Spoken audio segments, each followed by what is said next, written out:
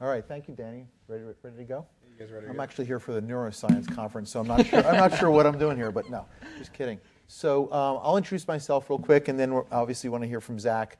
I'm Sam Schwartz. I'm a double Penn alum. I was a Penn engineering undergrad and Wharton MBA. Won't tell you what years. And I work at Comcast NBC Universal downtown here in Philadelphia, in one of those two big towers downtown. And this is great. I'm glad that Wharton's got a sports business conference. I'm glad I get the chance to talk to Zack today. Zack and I have known each other and are good friends, and it's a real treat to sort of have this conversation in front of all of you. At the end, we'll take some questions, so please think about your questions along the way. We're open to any topics you guys want to bring up. And I think we're going to do this as sort of a friendly conversation from two guys who know each other rather than a more formal interview. So I'll just give you a little bit more background on me so you know what my background is at Comcast. I run the group that is responsible for growth and partnerships. So we're always thinking about new things we can do at the company, and whether that's new businesses or new partnerships, new interesting ways of bringing our content or our technology to customers. And I've got a group called Comcast Ventures, which looks around the corner at making investments in venture capital in startups. But we also incubate new businesses and try and work with interesting folks who might be part of the roadmap of our future. So Comcast is obviously a big company. We've got the NBC Universal side, which is theme parks and traditional broadcast and cable networks, NBC Sports, NBC News. We've got Sky, which is the similar thing over in Europe. And then obviously we're the largest internet service provider in the United States through Xfinity. So that's who I represent. And Zack, do you want to give a little bit of background on you and what is overtime? Yeah, for sure. Sometimes I think overtime is like expansive, and then you sit next to someone like Sam, and you're like, oh my God, from theme parks to internet, I mean, it's just insane what Sam oversees. But yeah, really happy to be here. I was just talking to Noah and Jared about this. I think I got to speak at maybe the first one of these, but not as a keynote. So I'm honored to be back as a keynote. Thank you for having me. And my journey in the sports world really did start at Penn. I actually remember when I got here, I wanted to be a math professor. So in that world, maybe I would have been more likely to be at the other neuroscience conference. But actually, my freshman year, I was waiting to play tennis. I don't think these courts are there anymore. This was before Penn Park actually existed. And I was wearing a Yankee shirt. And this guy comes up to me, starts talking about the Yankees. I mean, I'm a freshman. I don't have any friends. So the fact that someone wants to talk to me is like a minor miracle. And we started talking about the Yankees. And after like 10 minutes, he's like, do you want to have a radio show at Penn? And I'm like, I don't know why you think I'm qualified after a 5-10 minute conversation, but sure. You spoke for all 10 minutes? Yeah, exactly, like a radio host would, exactly. So I'm like, I'm interested. So he brings me over. I don't know if it's still there, WQHS. And I have a radio show. And it was amazing. And the most amazing part of it for me was how I was able to leverage it into other things. So I remember going to Sixers games or Eagles games as press. I remember getting professional athletes and agents on my show, and it sort of gave me this entrepreneurial spirit, because generally when you're in school, if you follow the rules and you do what you're told, you'll get an A and you'll succeed, right? But being an entrepreneur is a little different than that, right? And in many cases, business is different than that. And it was my first opportunity I felt to kind of spread my wings. So I did that for actually my whole time at Penn. But a couple years in, I was like, I want an even further opportunity to spread my wings. So I started my first company after my sophomore year here. It was called Sports Quotient? Sports Quotient, exactly, which was a phenomenal experience. At one point, I think I had maybe 40 Penn students working for it. At the end of the day, it was basically a platform for young people to write about sports, podcasts, videos, all those sorts of things. We got up to 250 writers, 80 universities. It was really extraordinary, an amazing experience for me that I strongly associate with Penn, and I don't think would have happened if I wasn't here. But then basically what happened was after I graduated, we weren't making enough money to support myself. So I worked on Wall Street for a little bit while I was still running the Sports Quotient. And eventually I realized, and I think this is an important lesson for entrepreneurs, you also have to know when something isn't working. And what wasn't working at the Sports Quotient was what I would say almost the demand side, right? We had plenty of supply. I could have recruited probably 1,000 students to write about sports, but there was not a lot of demand for more written content on the internet, which was ultimately what we were producing. There wasn't enough advertiser demand. And so shortly after that, I launched Overtime, which I know we'll get into. But when I think about Overtime and my journey, it's actually a direct result of that supply and demand problem that I saw on the Sports Quotient side that I didn't feel I solved there. So when we started Overtime, I actually started in the reverse. Every company is looking for product market fit. And I would say that the majority of companies start with a product and then iterate that product to find a market. Overtime, I would say, is in the minority of companies that did the reverse. We identified our target demographic, which is Gen Z and millennial sports fans. And because of a lot of the trends in the industry, we said, this is who we are going to try to win the hearts and minds of through content, through apparel, through experiences, all these things. We don't know exactly what that product is going to look like, but we know who the guiding principle is, and it's that, call it that 23-year-old sports fan on average. And that's ultimately what we wake up at Overtime thinking about every single day. How do we serve that Gen Z and millennial sports consumer? You obviously, can you all hear me now? Good. You obviously have been on this journey. Sports has been a theme, obviously, throughout it. For you individually, is it a business curiosity? Are you a true sports fan? What draws you to that industry? You have lots of things you could do. Yeah. I would say initially it was fandom. Like I did love sports. I mean, like a lot of us, I wanted to be in the NBA when I was 7 years old, whatever, and this was a way into it. It's funny, I don't know if you've experienced this too, but I actually probably watch less sports than before I worked in the sports industry. You've seen sort of behind the curtain, it's not as interesting as a fan? Yeah, maybe that's what it is, or I'm just surrounded by it all the time. Yeah, I mean, I'm still a sports fan, and I still consider blessed to be in this industry. But I think it relates to what Adi was talking about. I do think that sports is unique in the way that it's able to occupy space in people's minds and hearts. Which ultimately creates a really interesting business opportunity. Like we have this hand signal where I'll walk down the street in an Overtime hoodie and some 19 are like, oh, shout out to Overtime, and throw up this hand signal. I don't think that's happening in other industries. And I think that our job really as a business is to translate that passion and influence into monetization. And that same sort of engagement with sports as a fan and then now as a business person, what do you think is happening in society writ large in terms of passion for sports? Oh, different demographic shifts, different viewing consumption habits, different desires to go view games in person. What do you think is happening with the fan? Yeah, I mean, I would say at the highest macro level, sports are more popular than ever, and I would argue in this day and age we sort of need them more than ever. But in terms of how this next generation, and this is the next generation here, what we have seen is definitely very different consumption patterns. And some of this you see anecdotally, but a lot of this you see in the numbers. You see less people watching live games, right? Which is something that the NBA, NFL, they all talk about quite a bit. Obviously, the portal for almost everything is your phone and TikTok and Instagram and all of those things. And I think a lot of those trends are really what open up opportunity for us, because if you think about the legacy leagues or even the legacy media, and technology companies, their core customer is not the Gen Z and millennials. So they do want to reach it, but it's not necessarily their core mission every single day. And I think we talked about this on the way here. Incumbents are very, very powerful, and we're not trying to take anyone down. But in order to even carve out our lane, I think we have to be pretty specific in who we're targeting, and those are some of the opportunities that open up for us. I work with a lot of entrepreneurs. You're one of the better ones that I've met. There's always going to be white space. There's always going to be something that the big companies can't fill. You start with a niche and then you grow from there, and you guys are doing a great job of that.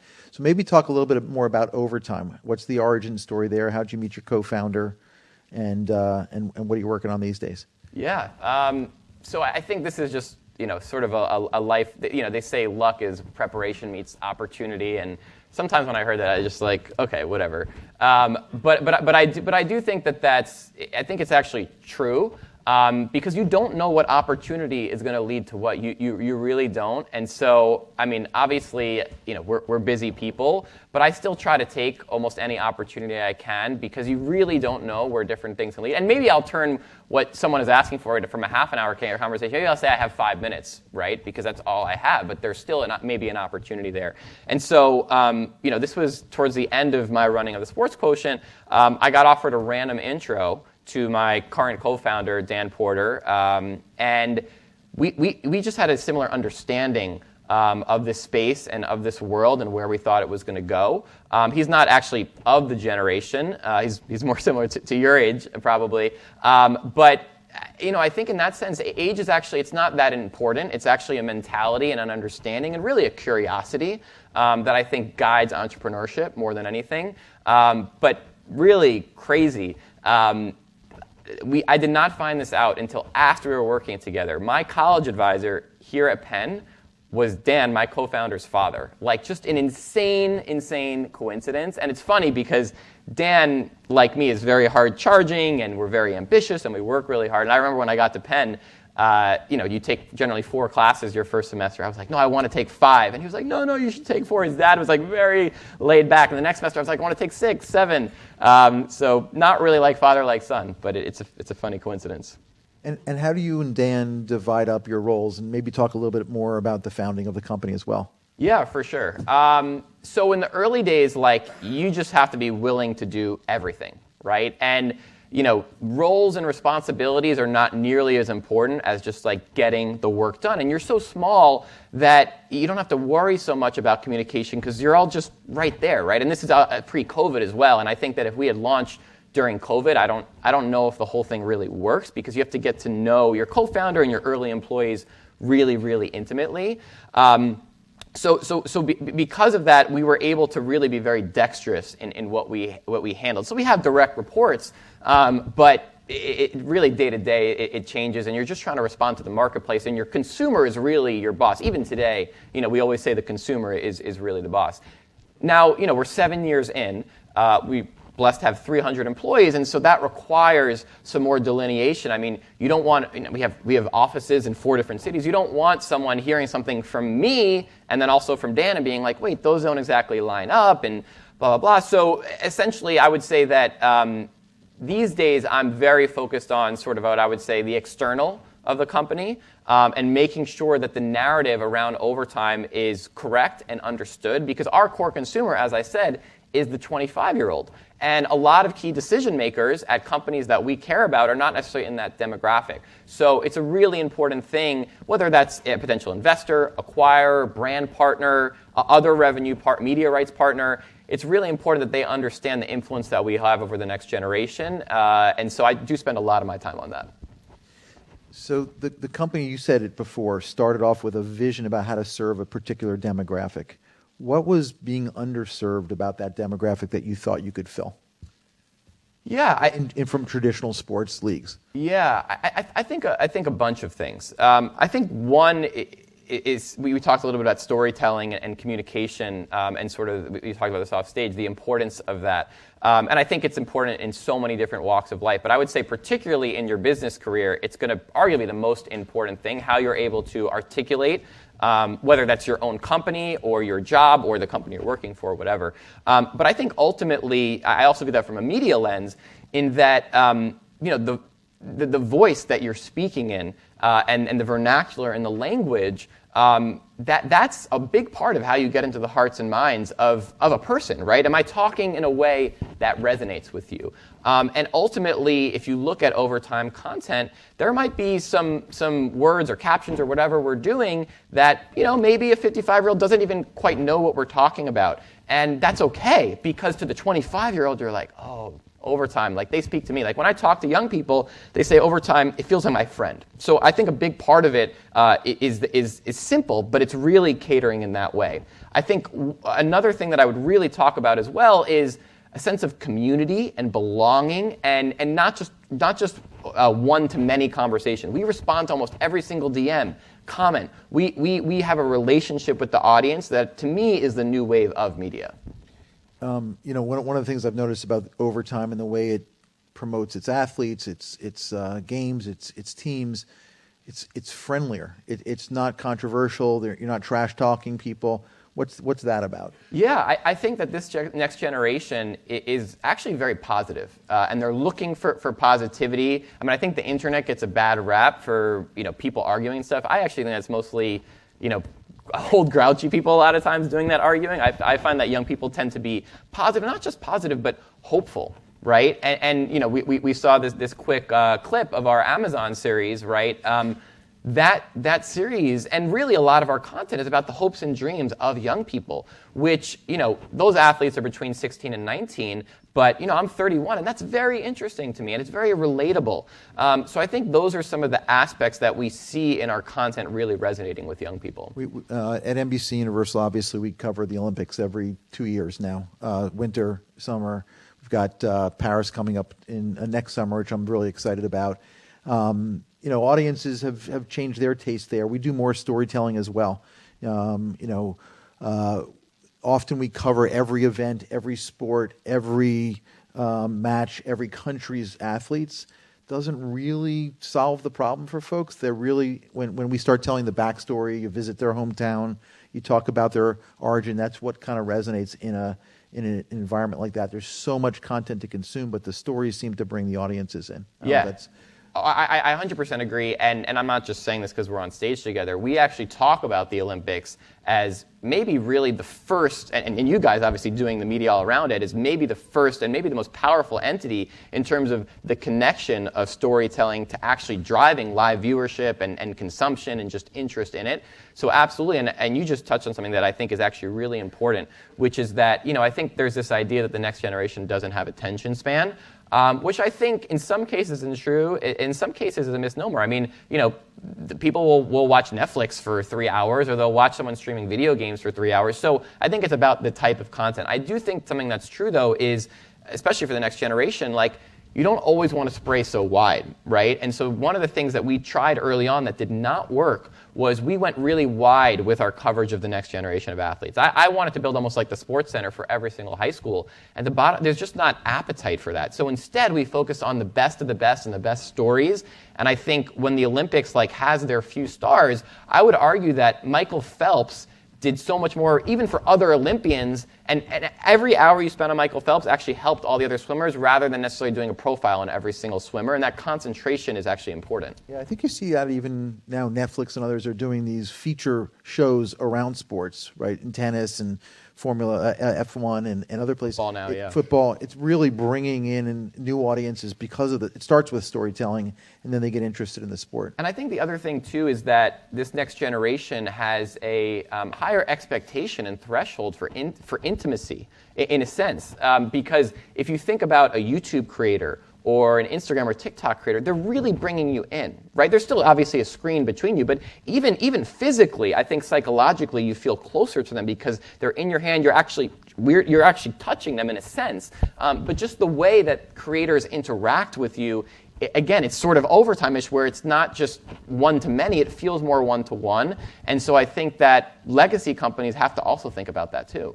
I don't know if you've seen it on Thursday Night Football on Amazon Prime. They've been experimenting with different ways of stats. They have two or three feeds. One is full of stats. I guess it was ABC that did a Toy Story version of a football game. What do you think about those different ways of kind of producing the content to do more storytelling or to appeal to different audiences in that way? Yeah. First of all, we were talking about this as well. I think experimentation is key. And sometimes I'm surprised at the lack of experimentation from the legacy leagues. Like, you look at other industries, the experimentation happens very, very quickly. I'm personally not sure that the code has been cracked yet, and I think the numbers have sort of shown that. But I think it's going in the right direction. I think ultimately a lot of, it's for us, like the Toy Story demographic that's a really young kid. And I think sometimes it's even tough to see them show up in the data because are they watching with their parents or whatever. But I think ultimately it's about making a generation feel like something is theirs and that they have ownership in it. And this isn't just my parents' version of something. Like, they want to feel like something is theirs. So I think it's in the right direction. I don't think it's quite there yet, candidly. Talk a little bit about monetizing your audience. Yeah. Merchandise is part of it, other things. How do you think about, once you can grab that demographic, what are you doing about monetization? Yeah. We're lucky that the audience that we have is a very coveted audience for advertisers, right? Our core is like, 18 to 25, I would say, and most advertisers really want to hit that. So we actually kind of fell backwards into advertising. We had brands started reaching out to us. We're like, okay, you want to pay us hundreds of thousands? Okay, we can do that. Now those are multi-million-dollar deals in many cases. And what's good for us is that we aren't seen as maybe normal media company in the sense that they want to actually leverage us for how to reach young people. So that means we actually have a lot of control over how the advertising is integrated, a lot of trust from the advertiser to us, which allows us to really create content at scale that's organic to the audience, but also integrates the advertising. So that's definitely an important part of the business. I would say you mentioned apparel and e-commerce. I think that's only possible for us to be an 8-figure business, that as it will be this year for us, because of that passion that they have, not just around sports, but around overtime specifically. But I would say monetization long term, 3 years ago, we made this decision that we were going to launch leagues. And so you saw a little bit about Overtime Elite. We just launched a women's basketball league. We announced Overtime Select. We have boxing, OTX, which Britton will talk about later on a panel. And then we have OT7, our football league. And one of the biggest reasons we did that was for monetization and really value creation, because now not only are you talking about advertising dollars, now you're talking about sponsorship dollars, which tend to be higher, ARR, annual recurring revenue. You also talk about media rights, which obviously, you guys spend a lot of money in, and the NFL and the NBA, generally 50% of their money or maybe even more comes from that.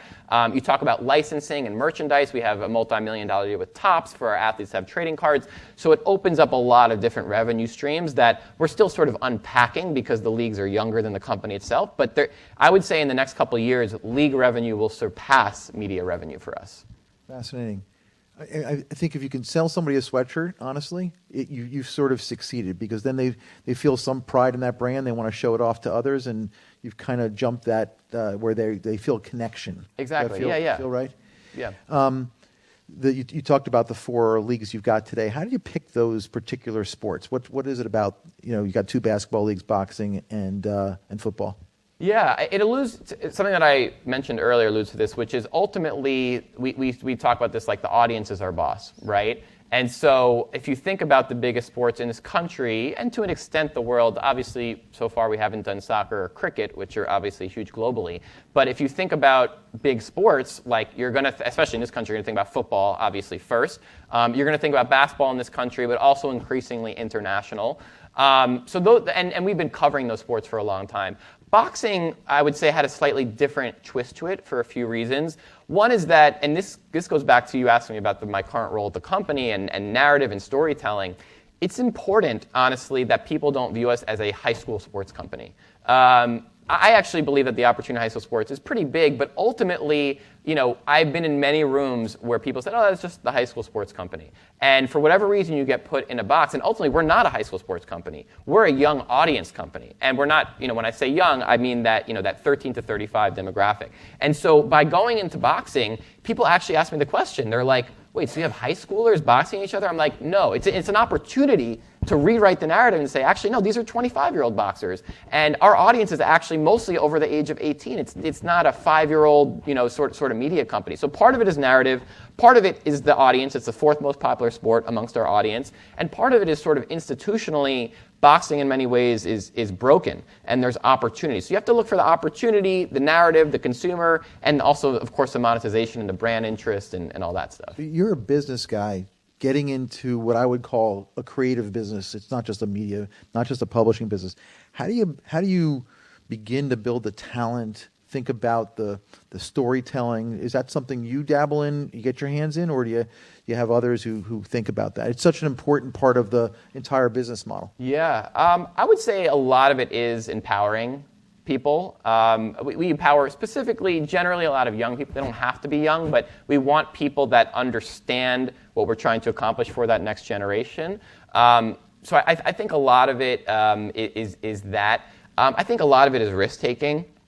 And something that I feel like I've learned in these past 10 years running these 2 companies is like, I actually think an entrepreneur, you could filter an entrepreneur's journey just through the lens of risk, right? Like, not only do you have to take a big risk, but you have to convince other people to take risk. You have to figure out, okay, what's the next risk we're going to take? What are we not going to take a risk on? And so I think that, and I think audiences actually are smart enough to recognize when you're taking a risk. I mean, I'll give like a really silly example, but I remember a few years ago, our head of social media was at a wedding, and on our overtime, not on his personal, on our overtime Instagram, which at this point still had, I don't know, millions of followers, he started posting like pictures from the wedding and was like, do y'all like weddings? Like, do you go with the fish or the meat? Do y'all like to dance at weddings? And I was like, that's a risk. That's a risk that a legacy media company is never going to do, but it makes us human. That's why people say we sound like your friend, and that's why they want to wear a hoodie. What kind of mistakes have you made along the way and learned from? Oh, we've definitely made a lot of mistakes. Obviously, it's a journey. So what kind of things have you learned? The first big one was what I mentioned earlier, was to not go super wide in terms of your coverage, like to really think about who the transcendent athletes are. Related to that is that we used to think that like the better the athlete, the more interesting they were, and that's not true. Like, to reference Overtime Elite, you know, we had 2 players drafted in the top 5 this past year with the Thompson twins, right? It's amazing. Yeah, which is super special. I remember my dad texted me that, he's like, it almost feels like you're being drafted. And I was like, it's the closest I'll ever get, for sure. So it's been extraordinary, you know, to have them in our league for 2 years, unbelievable, press, narrative, et cetera. But if you actually talk to young people, and we do polls on this and stuff, the most popular player on the City Reapers, which had both of the Thompson twins that won the championship, was actually neither of them. It was this athlete, Eli Ellis, who's huge on TikTok, very relatable. He was the one that in the video was saying, like, there's only 10 players under 6'1" in the NBA. I'm trying to be one of those players. Like, realistically, is Eli going to make it? The odds are against him. And he's not the Thompson twins, but that resonates with young people. So I think that you have to, we understood really for the past 5 or 6 years that it's not just about talent, it's really about personality that drives a lot of it. You know, I think good entrepreneurs break rules. And, you know, I followed and talked to Travis, who founded Uber, for example, and, you know, they had to go overturn so many different taxi rules and everything to get what they're doing. And you guys have done a bit of that, too, in the way that you've recruited athletes, figured out ways to pay them. Maybe you can talk a little bit about how to be an entrepreneur and think that way. You know, and I think the leagues have updated, the NCAA has updated the way they think about what athletes can earn while they're in college or on their way to college. Maybe talk about that a little bit. Yeah, I think it's a really good question, because I think that most people are kind of living in their box, and they're assuming that they can't go outside of the box.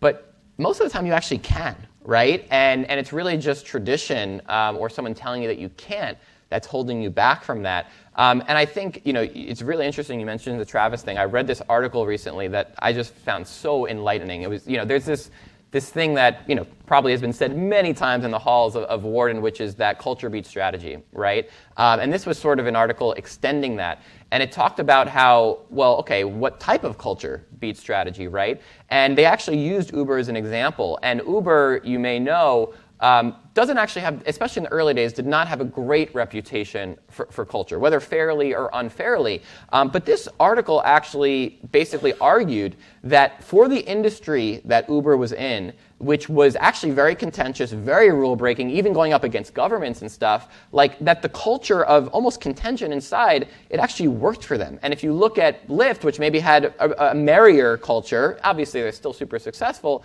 but they're not the market leader. And so sometimes the internal culture has to match that external culture. And I think over time we don't have the same type of culture as Uber, but I would say internally the positivity, the risk-taking that we portray externally, we also do that internally. There's a match there. But you've had to disrupt in various moments in your history. The incumbents weren't ready to sort of accept the model you were trying to put forward. I would argue they're still not really.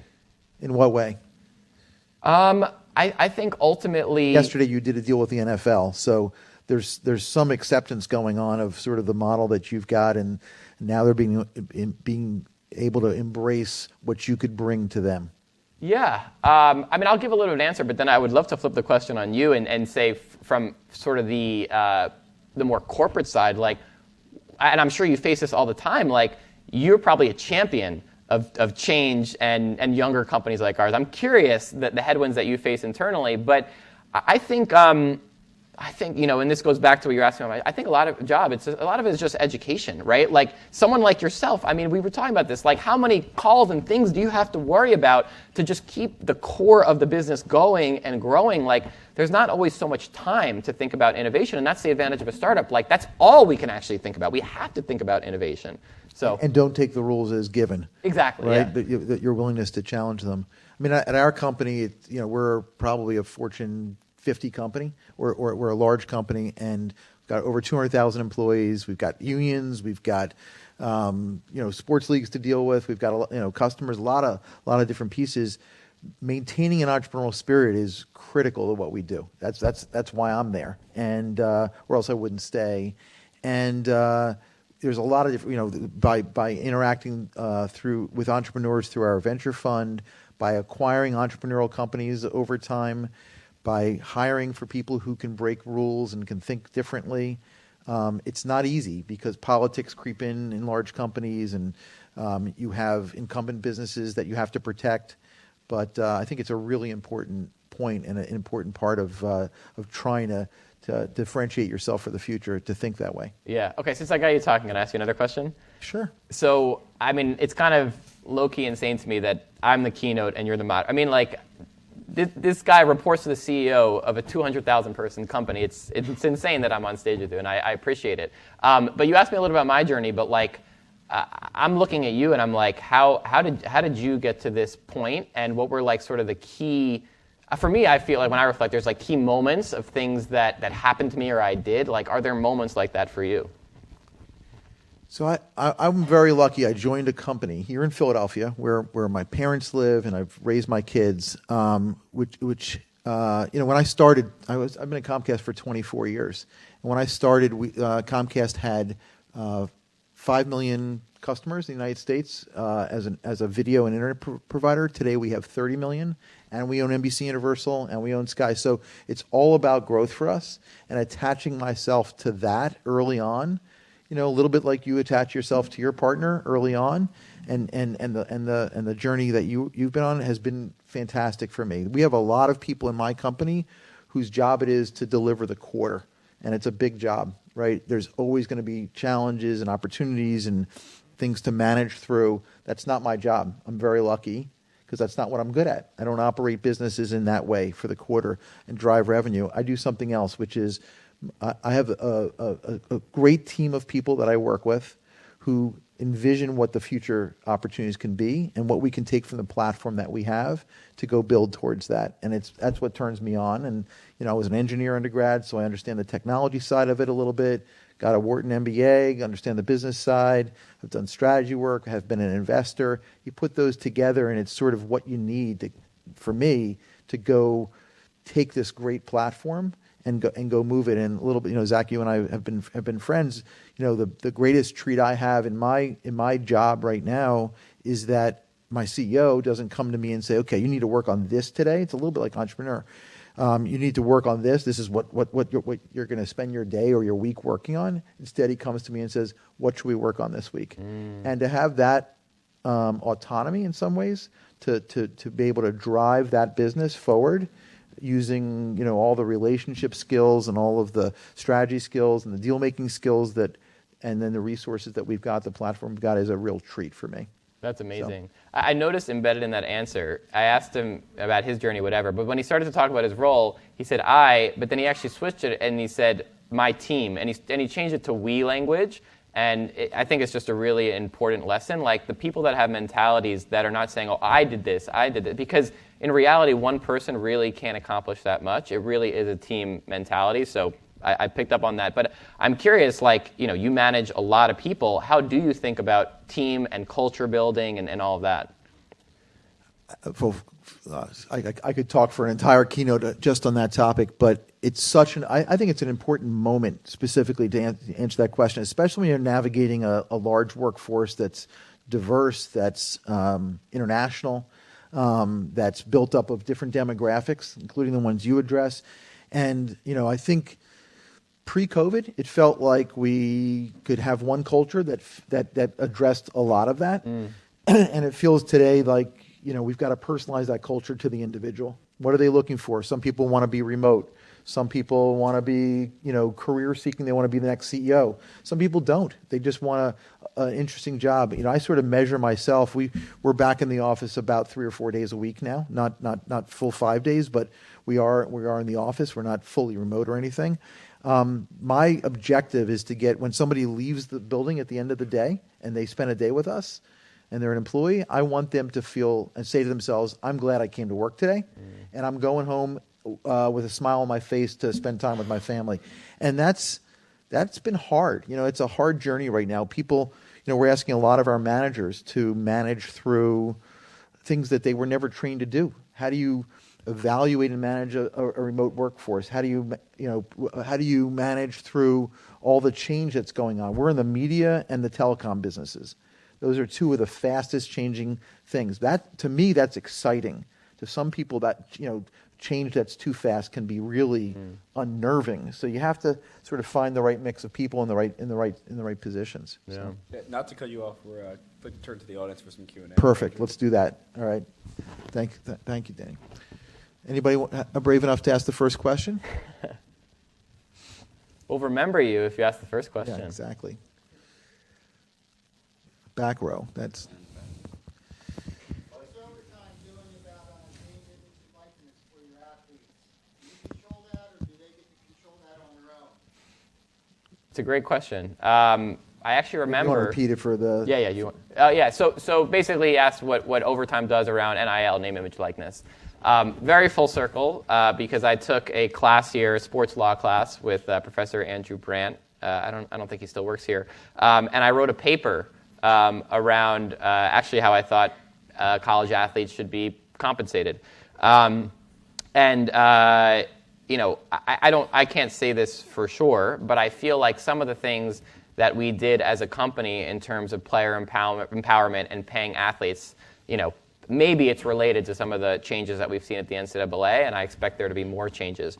So what we do specifically as a company, I would sort of say we have our leagues, and then we have our media. On the media side, when we work with athletes and we bring in a brand or whatever, now we're actually able to compensate them, right, for their name, image, and likeness, for being part of content series, et cetera. So that's opened up opportunities for the athletes, and candidly, it's opportunities for us, because the brands have always said, well, we're going to sponsor a series with this athlete, we want them to hold up the Gatorade bottle or whatever it is. And now we can just be a lot more creative and empowering of the athletes. On the side of, let's say, Overtime Elite, our basketball league, initially, every single athlete was a paid professional.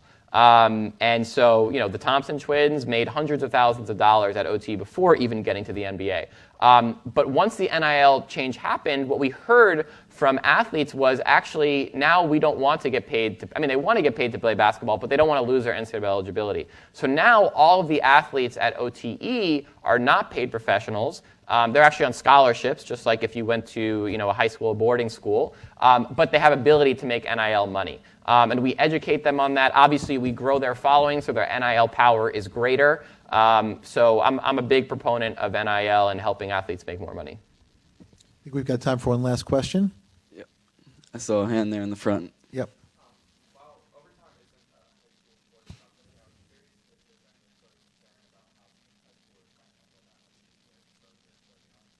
Yeah, the question was around how young people handle media exposure. It's something that we definitely think about, and for the athletes that are part of our leagues, it's something that we talk about all the time and give education around. I think the bottom line is it's just inevitable in this day and age, even outside of sports, right? You have 17-year-olds with tens of millions of followers.